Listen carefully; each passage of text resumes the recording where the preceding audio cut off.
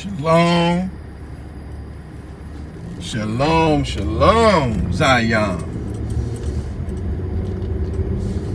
Morios Yahu Dawid Ben Israel of the ARK. And it's been a minute since I've did one of these lives, because most of the time when I try to do them, you know, they always interrupting our transmission, Zion.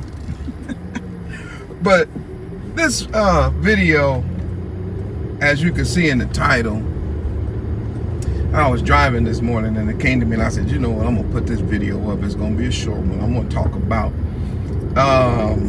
the devil's demonic dictionary. The demonic dictionary. The dictionary of the devil is what I want to talk about. Shalom, shalom, all you all that's coming in the room. Glad to have you. We're not going to be in here that long. It came to my mind. I said, you know what? I'm going to put this video out while I'm thinking about it. I was actually sent an email a couple of days ago. Iran, he shot me something and he wanted me to look at this brother that was doing some things on language and words and all that kind of stuff, and I looked at it for a while, and as I was driving, first of all, Torah Rabbah for everybody who was doing their part in the kingdom to try to help wake up Jacob, because that is important. All right. And by the way, can y'all hear the Mori all right? If you can, would you put a 7? Because I don't even know if y'all can hear me, and you know, every time I do a live, it gets interrupted. So can you place a 7 to let me know that you can hear me all right? Oh, I see a 7. All right, now let me continue. So Torah Rabbah for everybody who's doing the work in the kingdom and trying to help wake up Jacob and get truth out to the masses. I want to say something to the melanated people in the world. Matter of fact, really to everybody who's even watching this video, and that is the language that we speak today, that the majority of Israel is speaking today, scattered all over the world. The majority of us are speaking what is called English, right? And English is a witchcraft language.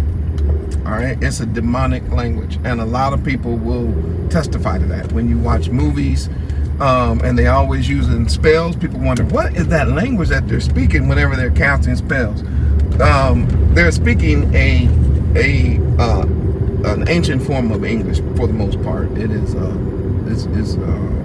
English is a witchcraft language coming up out of England, which is the #1, obviously, home for what they call modern day witchcraft. So our language that we speak today is a corrupted language, and therefore the definitions of our language is a corruption. We have to be careful, because what I've discovered, Zion, in my studies is that we use the same words when we study the Bible. I don't know why my lips so dry. We use the same words when we study the Bible as other people when they study. So the question has to be, what makes us Israelites, when we read the Bible, what makes it the interpretation different than when other people read the Bible? Because they will use the same words that we use, Zion, and then come away with two totally different understanding and meanings. And I'm going to give you the reason. And the reason is because the English Bible that we have, or I'll just say the English language period, has its own words, and those words have their own definitions. All right.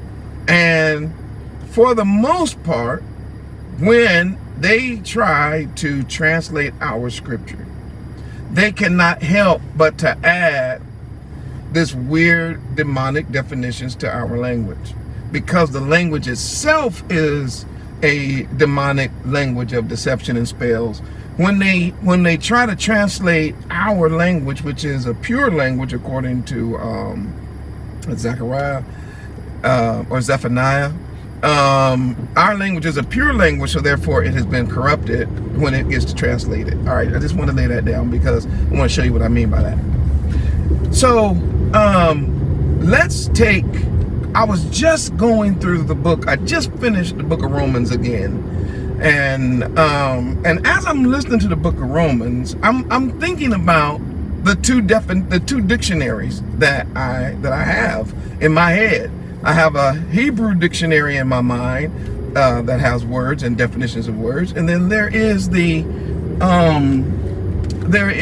English definition of words that's also in my mind. That pretty much, comes out of Greek and all that. So what's interesting to me is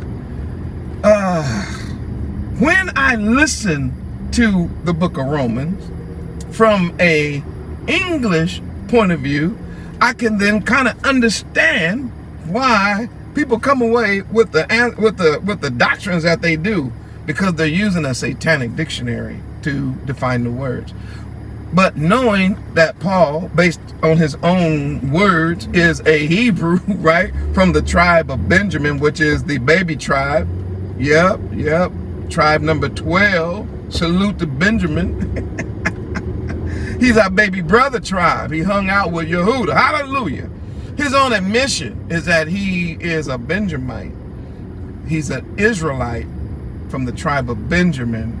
So he speaks Hebrew and he thinks Hebrew. And so when he writes, he's not writing with a Greek mind. He's not writing with a European mindset or an English mindset, a Greek mindset. He's writing Hebraically. That's how he writes, because he's a Hebrew of the Hebrews. So right off the bat, you got people who will not understand the writings. And I want y'all to hear me really close.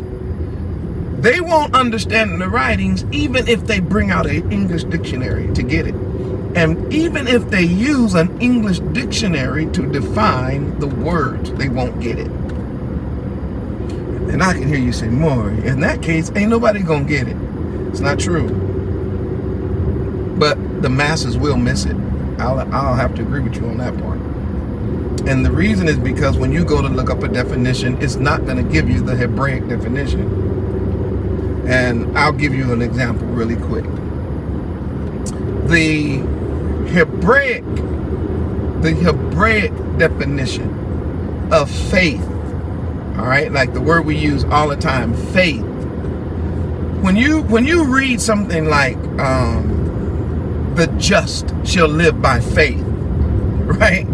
In English, it means the people who you consider to be just people, because there's no definition really in English for just other than like justice.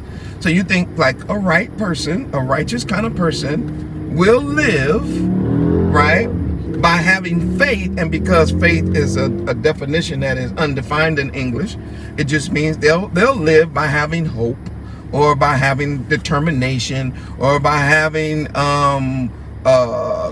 tenacity, or whatever the word faith is in English. It means to believe. So like if you really believe and you really hope and you try to be a good person and you live like that, then that's how you're going to live.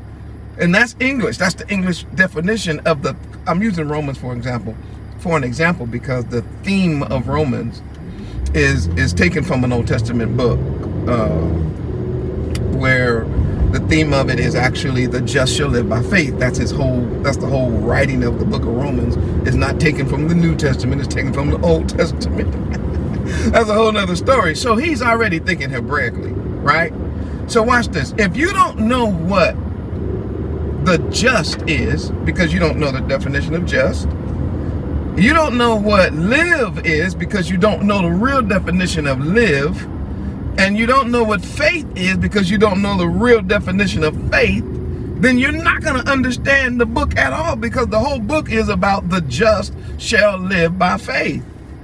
So real quick, let me deal with this definition, right?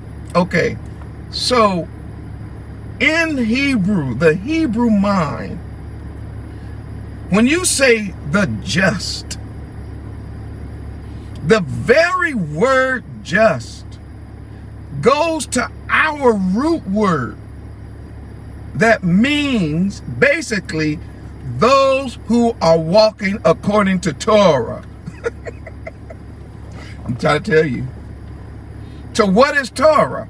Torah is the instructions of Yah. Torah goes further than just what y'all call like books of the Bible, or when you say laws. The Torah is deeper than just saying books or laws. Those are English, right? In Hebrew, Torah literally means instruction. Instructions. So whether those instructions, listen to me, whether those instructions from Yah are verbal or whether they are written, they are still the instructions of Yah. It ain't no difference. So Abraham is what? Justified. That's what Paul's arguing about that. He said, man, he was justified. Why? How? By the writing of the law or by faith? In other words, by following the instructions of Yah. Did he have a written law, or did he just hear the instructions of Yah and follow? So the whole idea is, of course, he was justified because he followed Yah. He followed the instructions of Yah. Even before there was any written instructions, he was already following and keeping the commandments. I'm not going to go deep in that. I just want you to understand that Hebraically speaking, Paul would have never in his mind been thinking of a person doing away with the instructions of Yah. It's just not his thing. He would never say it. So basically, when you say the just, you're talking about people who live according to Torah, which is the instructions of Yah. The idea to live is, there's a couple of words for live, but for the most part, the idea is that we will have our being here and be able to survive here while we're here. The way we're going to move here is by following his instructions. So the righteous people who keep the Torah will live, because that's what the word means. That means here. Before we even talk about going to heaven and all that, they will live. That means they're going to exist here by, and then he uses another word which is interesting because it's also a word tied into Torah. The righteous will live, will be on the right path. Those on the right path will live by faith, which is a life connected to Torah. So do you understand how just having a different definition and saying the same words, you're going to come up with a totally different understanding. So if you're English and you're just studying English words and you go, oh, those who have faith are going to go to heaven. You know, the righteous people who try to live good will go to heaven if they just have faith. And then there's no definition because they don't know what faith is. There's no definition. They think I'm just going to have hope or belief. So then they come away with the mindset of, then therefore the law is done away with. And so Paul has to answer that because he's writing to Gentiles. He says, and first of all, don't even say, is the law done away with? He said, man, don't let that come to your mind. He said, Yah forbid. The law is righteous. The law is good. And he says, and the law is holy. Why? Because he's saying the teachings of Yah, the instructions of Yah are righteous and good and holy, right? He said, the problem is with me. All right. I'm going to keep this. I got a couple more minutes and I'm going to get out this video. I want to show you something.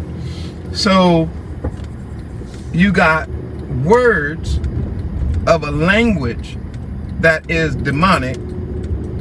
We've been given a nasty language in when we got captured and got drugged into the Americas and under English and under Spanish or Latin or wherever we end up going, we end up inheriting these nasty, dirty languages, and these nasty, dirty languages can be altered and played with. So the question is, you say, well, then all languages can do that. You can do that with Hebrew. I can hear some of you Israelites saying that. And I want you to understand something from the Morah. For some reason, Israel is still trying to define even Hebrew words with English definitions. And so I want to explain to you how Hebrew interprets Hebrew, because it's important. Our language is what's called a pictograph language. And the reason that it is pictograph, or it's made with pictures, before we got symbols for the pictures, we got pictures. And the reason why we got pictures were for the very reason that we need today, so that the language would be pure. It would be uncorrupted. You can't corrupt a language that's based in pictures. If it's based in pictures, the only way that you could really cause corruption is that the pictures that are used would have to somehow no longer be pictures or be corrupted. I'll give you a quick example. I keep hearing Israelites all over the world, and this is gonna start you. This is gonna make some of y'all mad, and I'm hoping it does. I hear Israelites arguing all over the world about when is a month, when is a Hebrew month, and everybody, oh, it's 28 days, it's 30 days, it's 30, 31, 1 month, and then they go on and on, and so everybody's arguing about a month. They go to dictionaries, they look up a word month, and they da-da-da-da-da, right? But in Hebrew, you're not gonna ever argue that, because the picture of a month is a moon. Our months are based on the moon, because the moon and the month is the same word. It's a picture. So you're going to get a picture in Hebrew. You're not going to get a word and a definition. You're going to get a picture. So when he talks about the month, he's going to put it would have been a picture of the moon. So now nobody's arguing whether or not a month is the moon, because when we use the word month, you wouldn't see the word written month. You would see the word moon. You would just see a picture of a moon. It's a picture language. If we are talking about an ox or a bull, an ox, right? You're gonna get a picture of an ox. You're not gonna get the word ox or the word bull. You would get a picture of an ox, and that picture is defining the word. So if a person came to you with pictures, and the pictures were, did you lose your ox? You wouldn't have to go to a definition and go, damn, I wonder what that animal is on that picture. He's asking me, did I lose mine? Is it a sheep? Is it a cat? No, our language is in pictures. And when you combine the pictures, that's how you get your definitions. Just understand that. Our language is not just based on just words. It's based on pictures. All of our words are made up of a combination of pictures. Now, let me close this little live stream real quick by just saying this. Toda Rabbah for all you all putting in work for the kingdom. I mentioned that in the beginning. But be careful about getting into arguments about word definitions when the people that are talking about the word definitions are not using pictures to prove it.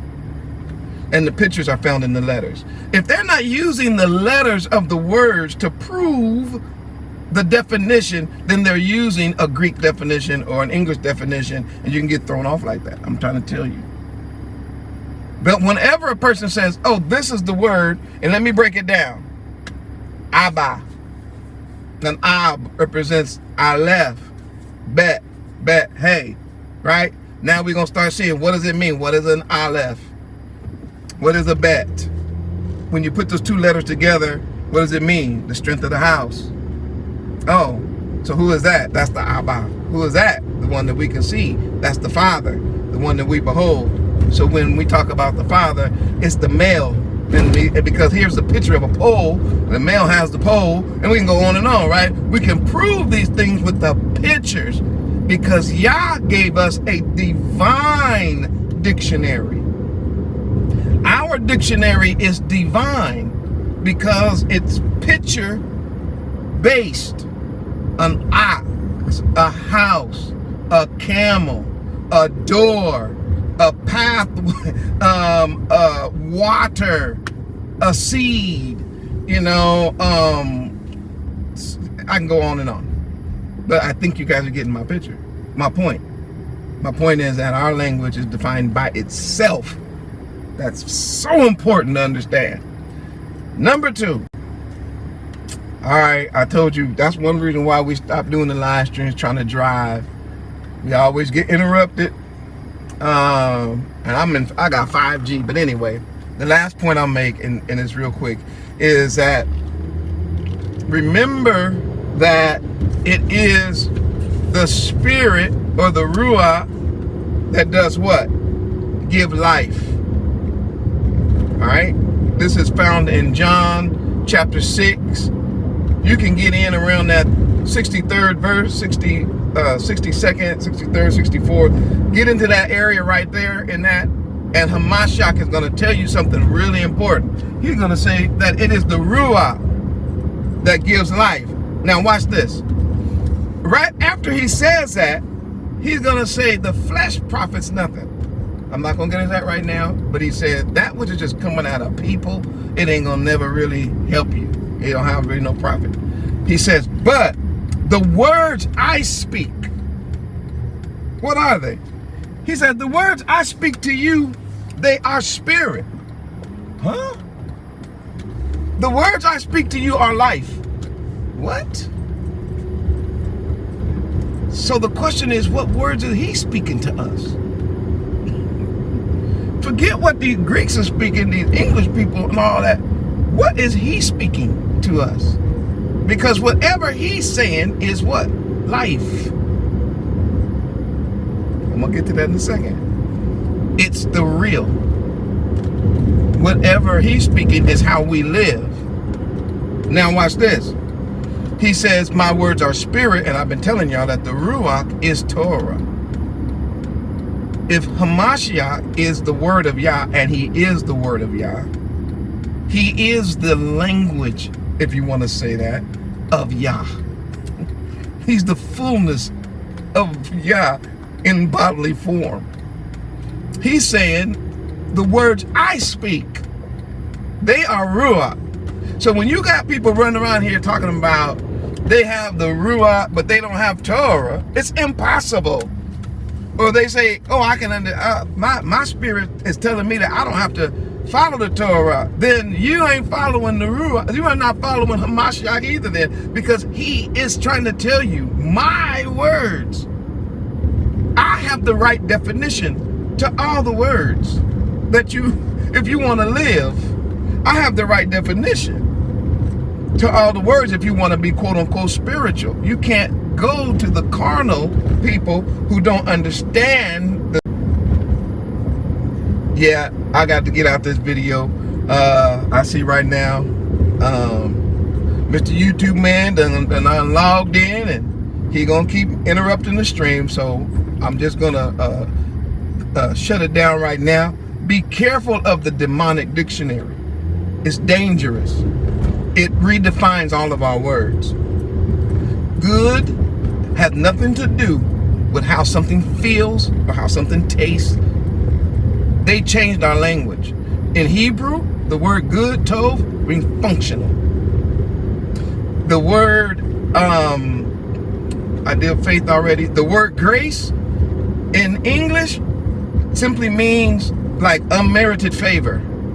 That is not the word. That's not the same dictionary definition. Our dictionary definition in Hebrew for the word grace is a wall of division that separates the seed from the outside so that it can continue to flourish. And I could go on and on. I mean, okay, evil. Evil in English, we think of that as bad or demonic. Whereas evil in Hebrew means dysfunctional.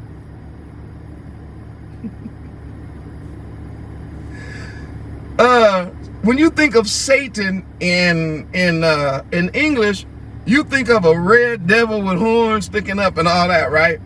But when a Hebraic person hears the word Hasatan, he's thinking of the person or people who oppose him to Yah. Whoever it is can be Hasatan.